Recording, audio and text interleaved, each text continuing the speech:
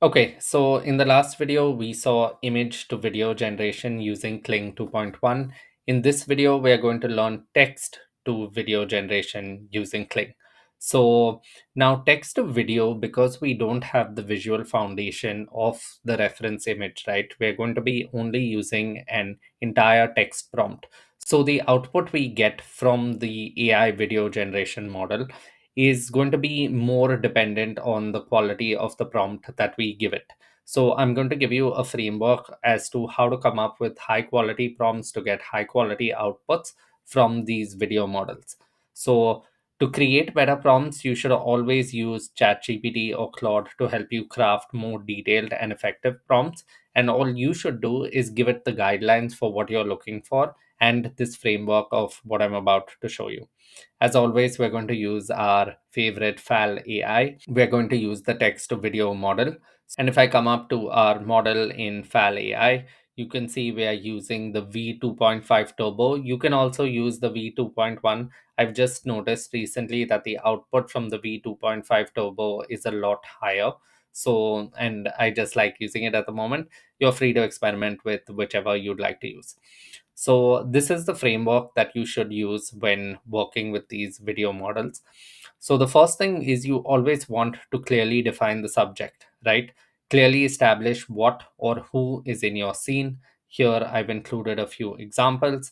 Then the next thing you want to do is define the camera angle or shot type. So it may be a close up, it may be a wide angle, whatever that may be. Define the location or environment where is the scene taking place, and try and set as many details as possible. I've also included a few examples of what that looks like.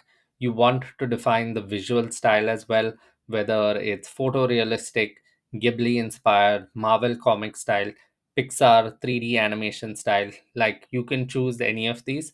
Not all models are great at all these styles. Like in the last video, we saw that Pixverse is like really good for like animated style videos, but Kling may not be. So you've just got to experiment with these. But basically, this, when we are talking about it from this framework point of view, it's like, because we are doing text video and because the quality of our input prompt is going to determine the quality of the output video, we should spend time getting the text prompt as detailed, I guess, or hitting as many of these points as possible, so that it compensates for whatever visual foundation we are lacking because we don't have the reference image. So a few other optional but bonus enhancements that can take your prompts to the next level is like the lighting style, the atmosphere or environmental effects, the color palette.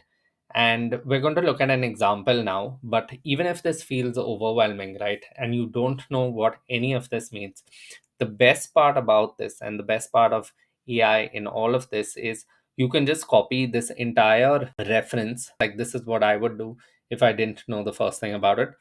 I would just copy this, paste it into Claude, and say, hey, Claude, this is a text to video prompt framework that I've learned. Um, I would like to use the Kling 2.5 text to video model, and this is what I would like to create. In our example, the one that I've used in here, so I have like a street dancer in flowing silk ribbons performs a gravity defying spin on a rain slicked urban rooftop at dusk, their movements creating elegant trails of bioluminescent light that hang in the air like painted brushstrokes. Like, this is fairly detailed, and this I got completely from Claude, by the way. There's no way I'm writing this. So yeah, and like, we've tried to hit as many of those notes as possible. So I've copied all of this, okay, and I gave that prompt to Kling. And can you see the output that we got? Like, just look at this output. From one text prompt, we've got this entire video generated. Like, it just blows my mind to see how much of our prompt did the video model actually get right. So we have a street dancer, we have the flowing silk ribbons, we have the gravity defying spin, we have the rain slick urban rooftop. Like, fantastic. We have it at dusk. If we see like the skyline and that it's at dusk, then their movements creating elegant trails of bioluminescent light that hang in the air like painted brushstrokes. Like, just look at that shot, right? And then we also go on to specify the shot type, wide establishing short transition into a dynamic crane movement that rises and circles the dancer. It just blows my mind. It's pretty much nailed this prompt. Even though I don't know much about video generation and video principles and filming and all of that, and I just know of these concepts, right? To have this kind of output from one single text prompt is really like, it blows my mind. I think I've said that enough times already. And this is pretty much like everything you can create with just knowing how to prompt. And this is the value of learning prompt engineering. Like, you don't have to hire videographers, expensive graphic designers for a lot of things that you may need, right? Like, especially when you're just starting out. Obviously, as you grow, it always pays to have professional experience and expertise.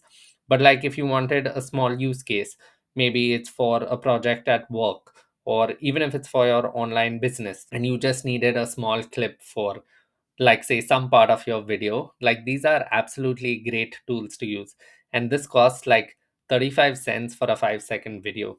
If you think 5 seconds is not a lot, it actually is, because when you're using these shots for b-roll or anything like that, like, clips are no more than 3 to 5 seconds for the most part. So I just think they are fantastic tools and they can really take your videos to the next level.